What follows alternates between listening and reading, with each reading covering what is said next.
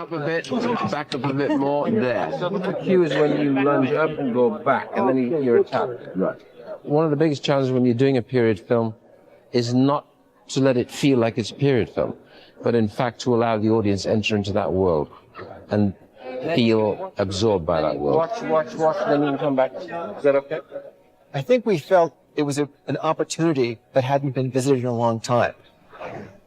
And to revisit ancient Rome was to take them to extraordinary spectacle, extraordinary action, but all grounded in a kind of reality. You trying to bring to Gladiator the sense of the grandeur of the Roman Empire, its greatness, and at the same time, its corruption and its decay. It's a fascinating period to think of the achievements, the intellectual, social achievements of the Roman Empire underscored by absolute brutality, I think is still fascinating to people. I must tell you, every time that I walk onto a movie set, I'm in awe.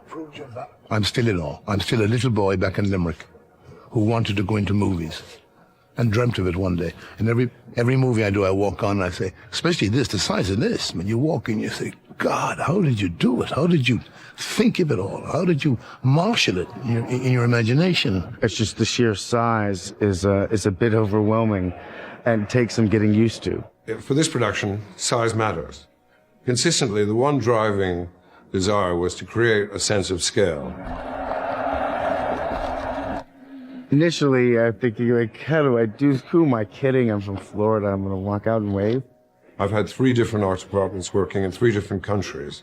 In England, in Morocco, and here in Malta. We made everything ourselves. We made our own costumes. We made our own weaponry, armory. We built our own chariots. Action! This is just unrelenting. We have like that massive fight sequence at the beginning of the film. And that's followed by a series of massive fight sequences building up to a massive fight sequence. So we can end on this fight sequence, which is in what I describe as massive. The fight sequence alone that we just did the other week was 80 moves. 80 sword moves, regardless of the fact you're getting your ass swiped at by tigers. The way the tiger fight goes in the movie is very dangerous. There's a lot of contact very near the actors, and so consequently you have to be very careful about the tigers actually grabbing the actors. They did send me a memo asking me not to play in the soccer game. And I went, so I sent a memo back. So I can wrestle with the 4 tigers, but I can't play a girly game like soccer. It's still dangerous. Kiss my butt. Love Russell. Definition of gladiators are they're slaves of entertainment. The gladiators are a spectacle like anything else, except they pay with their lives. If you take the stadium in Rome, the Colosseum, there were games where the games would run non-stop for 135 days. Think about it. It's immense. It's enormous.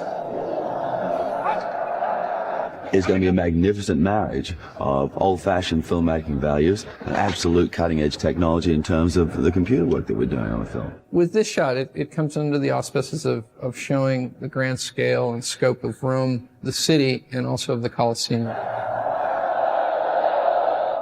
It's a chance to really make the audience feel as if they're in this period, as if they're in Rome at this time. We can basically do anything. Given enough time and given enough money, anything is possible. But I think filmmaking is a wonderful opportunity for recreating worlds. And I think that's what I like to do best. That's what I enjoy most, is finding stories to put within that. See you later now. What are you thinking about? I'm thinking it's lunchtime and we bloody well ought to have done this shot by now. The first assistant ran over and he said, did you hurt anything, mate? Are you all right, mate? Are you bruised? Have you ripped a muscle? Yeah, a little battered and bruised and scratched. I don't actually think that there's one part of my body that hasn't had some kind of physical rupture, shall we say. It's been a fascinating experience.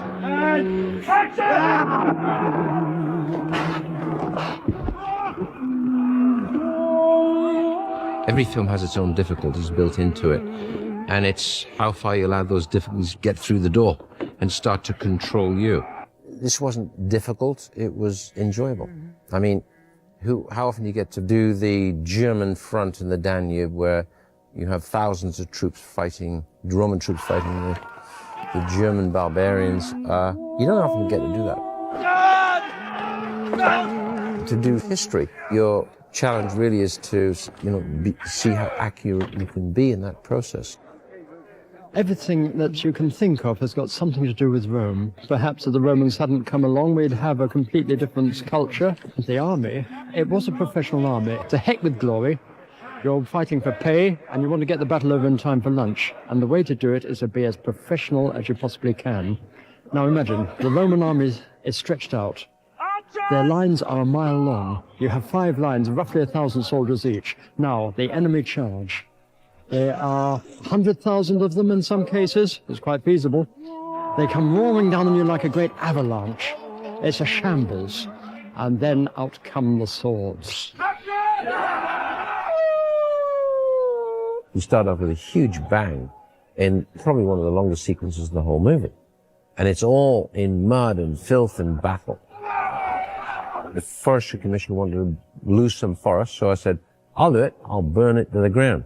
They said, good. So I had 400 meters of forest I could burn and do what I wanted. Every picture I've done in the past 10 years has been my last. And then scripts arrive, and I don't want to read them in case I like them. And if I like them, then I say, okay, I'll do it, but this is my last. Here I am. And this part here is a dream. Well, I'm just saying that instead of doing the line from here, it's kind of a shout. Yeah, prove your valor yet again, bollocks.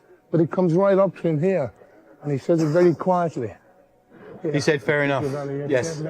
Yes, Ridley? Is it okay? Yeah, that's cool, he said. Oh, cool. How can I reward Rome's greatest general? Let me go home. But with me, when you read something, it's like a chord goes ding. It begins where the father says, you will not succeed me as emperor. And that's where the trouble begins. And that's how the story unfolds. That leads to Max being in a totally different situation. So not crossing, just being dead in line, and then stepping from his path and spinning. The soul of the movie was always going to be Maximus.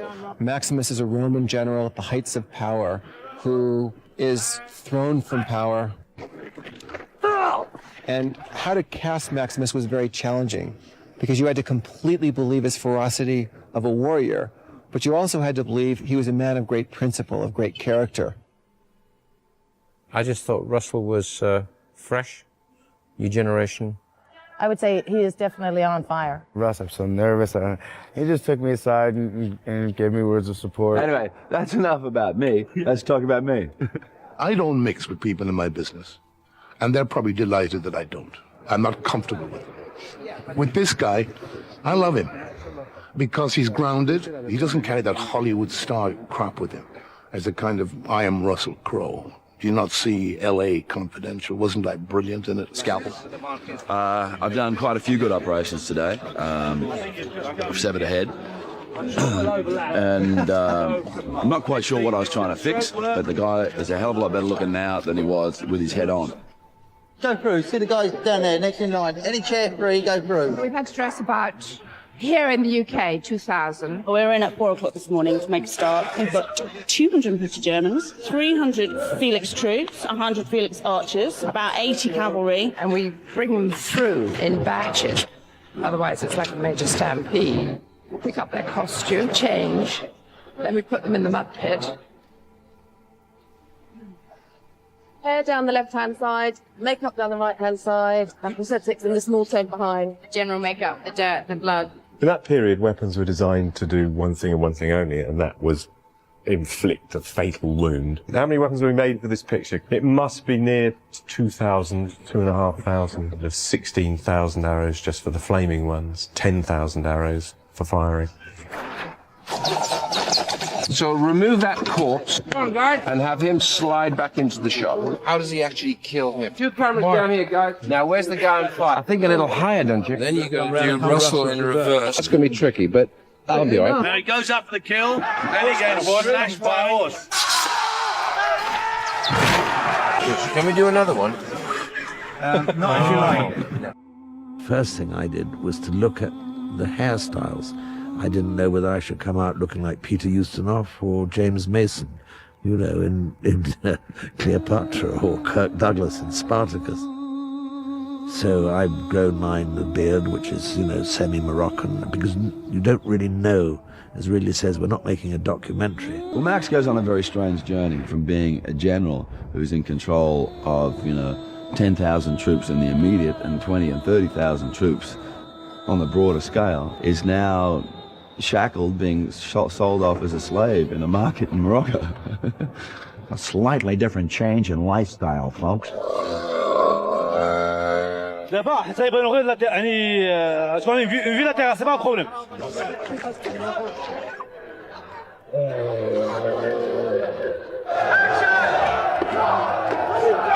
Morocco was the center part of the movie, which is part of his journey, his transition from his demise in Germany.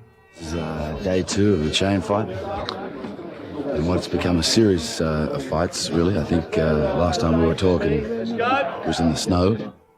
In Morocco, they basically rebuilt a town onto an existing town. We've been rehearsing this for 2 weeks, you know. There we go.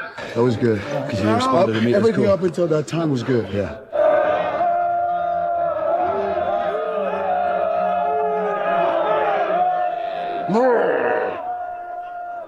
Good morning.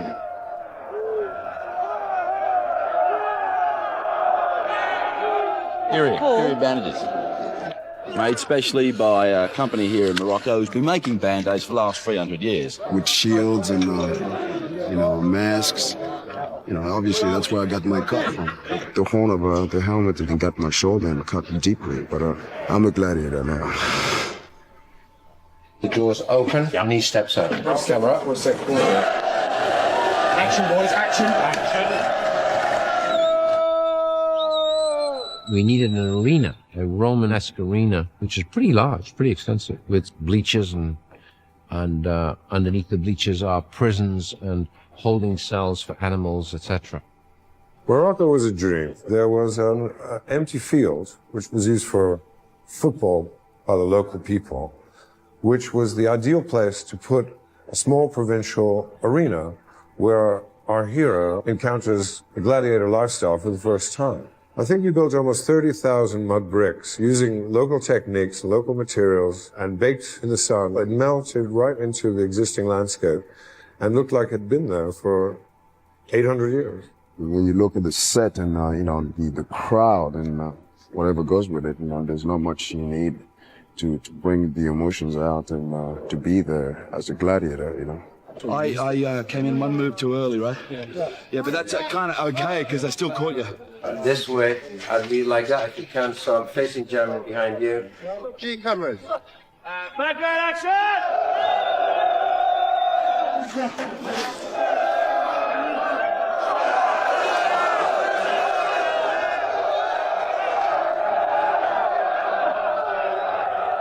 Action!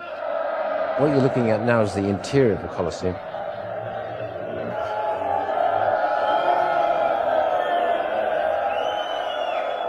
If you went through those arches behind my back, that would take you on the streets of Rome. Hello, everybody at home. How are you?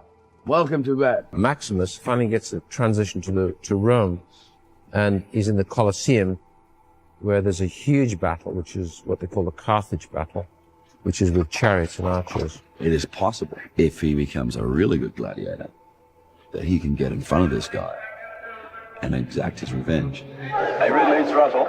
We got, we're shooting. Got a better chance of surviving if we work together. Action. Oh, sorry. It was an extremely brutal life, but gladiators received 20% of what they won, so they could eventually buy their own freedom. And once they were free, it didn't mean they had to stop fighting. The myth of heroic death, that you could claim a position in the afterlife or even in the memory of people living on through having shown bravery. It's a question that we've all been asking and debating about is, you know, what is the desire for blood sport? Is it an escape, in a sense, from their reality? We are ready to die, actually, for a game, for entertainment. And then he's in a battle with 4 Bengal tigers. If you got 4 tigers on chains, you keep letting the chain out, the arena gets smaller and smaller because there's two of you in the middle of it. The old Bengal, well, it's probably 600 pounds, and from tail to tip of nose is about 10 feet. Hey kids, how are we? Here we are today in the Wild Safari Park in the middle of the Malta forest. That over there is what we call here in Malta tabby cats. They don't act, so if they act mad, they are mad. This tiger's right here. They're so quick. And that's what you got to watch out for. You've got to be constantly aware, remind yourself what you're dealing with. Let's go. Because if he gets a hold of you, you'll be dead in a second before the handler gets in there. I was drawn to those animals. And they got close to Russell. It's just like fascinated by them. Lions and tigers. Pretty special. Action! The only predictability is the unpredictability, and I think people forget that. You know, our job is to make them look tame and quiet, and in reality, they're not. Tigers don't do what you ask them to do every time.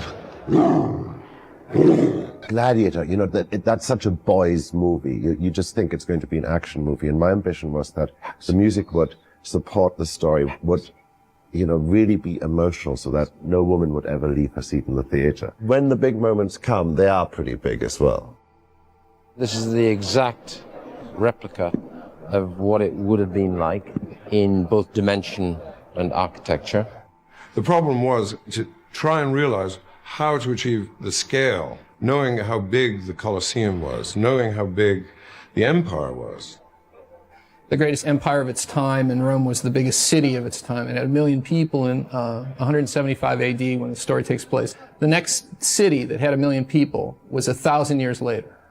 The games were the biggest thing going in the Roman Empire. They were the heart and soul of the empire. So we came to the conclusion that we were going to have to build a section of the arena, full size.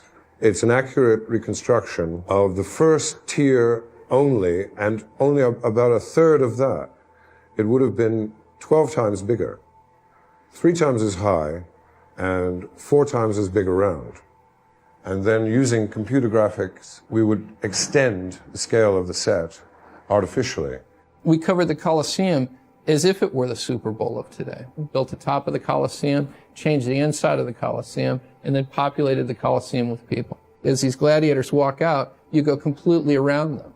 So you see in 360 degrees what they see. So I look at visual effects as we're sort of a supporting actor to really bring across the story that the director wants to get across. We built a large, epic vision of Rome. In doing that, we've helped Ridley achieve his vision. Togas and sandals and wreaths. I've tried to avoid that. Nobody lies down in this on a couch eating grapes. Yeah, I mean, it's a very lucky, fortunate, wonderful occupation because in a way we're the last of the explorers, really. I feel we've built Rome and fought all the battles from the Rhine through to North Africa and back into Rome. If there's ever such a thing as movie magic, it's sitting in a room for a year, talking about story, and then one day getting on a plane, going to the location, and there's the idealized version of what you've been chatting about. This is combining a movie about political intrigue and based factually on the events of the time with a huge action spectacular. For an actor, the minute I put this on, you just feel like you're in a completely different world. And it's been kind of fantastic exploring that, yet making it feel natural, like it's ours. It is a huge film, but there are so many scenes that are so intimate because they're about the truth of the feelings between the people, what is going on in their minds, in their hearts. This is a boy's dream, you know, come and play, you know, gladiators, be a tough boy. It's great for an actor to work with a guy like Ridley Scott, who is so in command of his profession and his craft, and he knows precisely what he wants. That is a gift for an actor. I think it's a great old-fashioned yarn that's been really well illustrated and we ain't seen this before.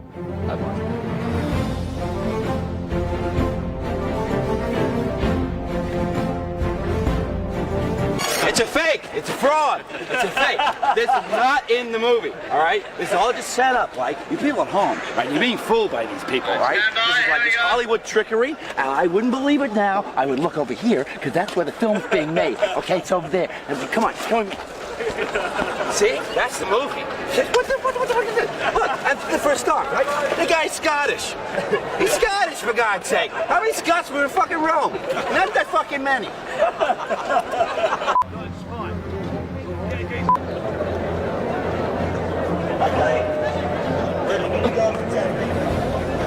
Joaquin, let's do a practice. Come on, Joaquin. Oh, you go. Oh, knees together, like you've been taught. Ready? Go!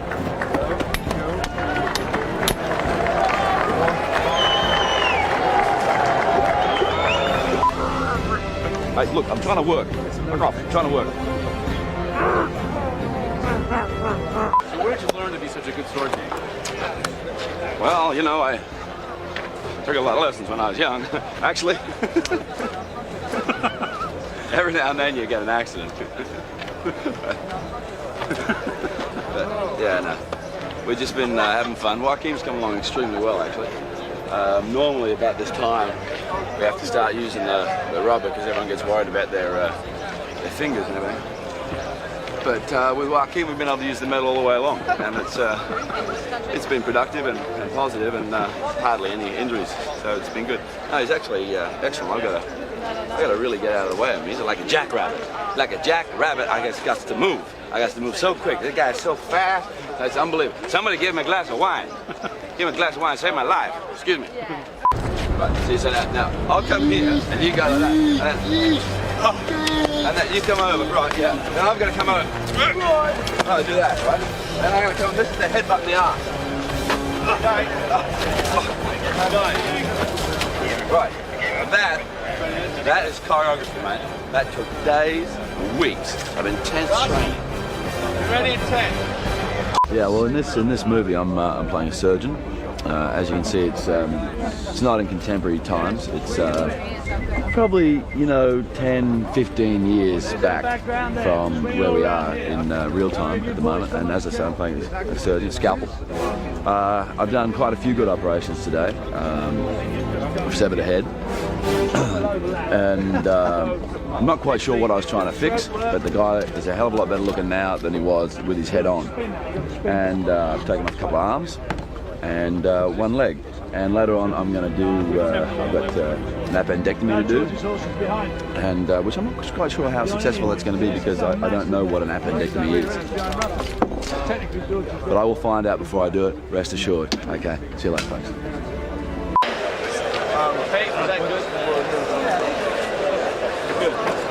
Can't get preparation H in Malta. Good. These are period bandages, made specially by a company here in Morocco who's been making band-aids for the last 300 years. The fellow's name is, let me think, Mustafa? Perhaps? Him and his brother Mohammed. Why don't I just do it with Period bandages. No expenses spared. Thread it the wrong way. That's right. That's fine. You want to thread it the other way. Hey kids, how are we? Here we are today in the wild safari park in the middle of the Malta forest. That over there is what we call here in Malta a tabby cat. He's the smallest of his breed. He's quite cuddly. I'm just gonna go over and have a little chat with him, a little friendly, howdy doody, little tickle under the chin. Okay? I'll see you later. I'll be back in a moment.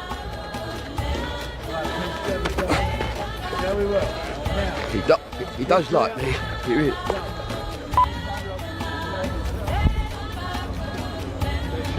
What are you fucking talking about, mate?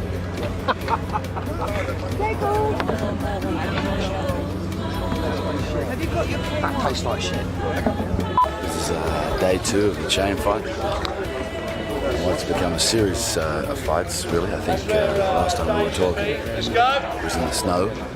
And after the damage done on the day 1 of the first chain fight, I feel like an old man. So I've asked production for one, they've just gone to find one. Turn left. Bring your feet this way.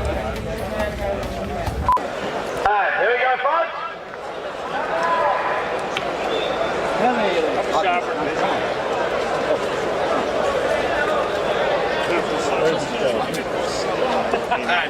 have a very good friend of Rome called Biggest Ticket. Sorry, that's stolen from another movie. This is a different film. Okay, fine. Excuse me for 1 second. Sorry. Shut up, you fuckers! Hi, Ronald. How are you?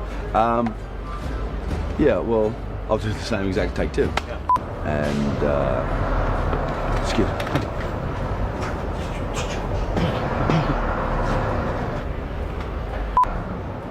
That was a really good idea to come around here where it was less noisy. We could go in there.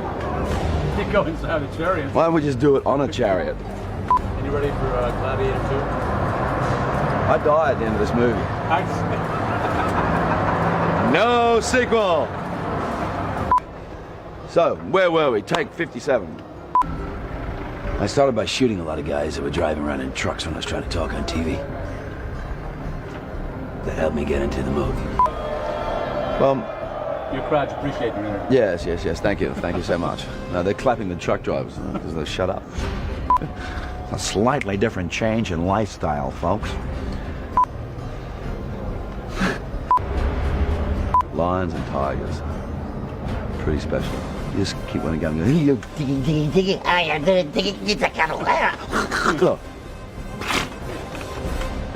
So you don't do that, but you want to do it. Doing your close-up talking very seriously to a piece of tape just to the right of the camera lens. Darling, I think you're fantastic. Roam the earth? Yeah, it's really great. And they, He works on these puns, you know. here we are. This is not a good place for an alcoholic to be. So you're talking about... Anyway, that's enough about me. Let's talk about me. Let's,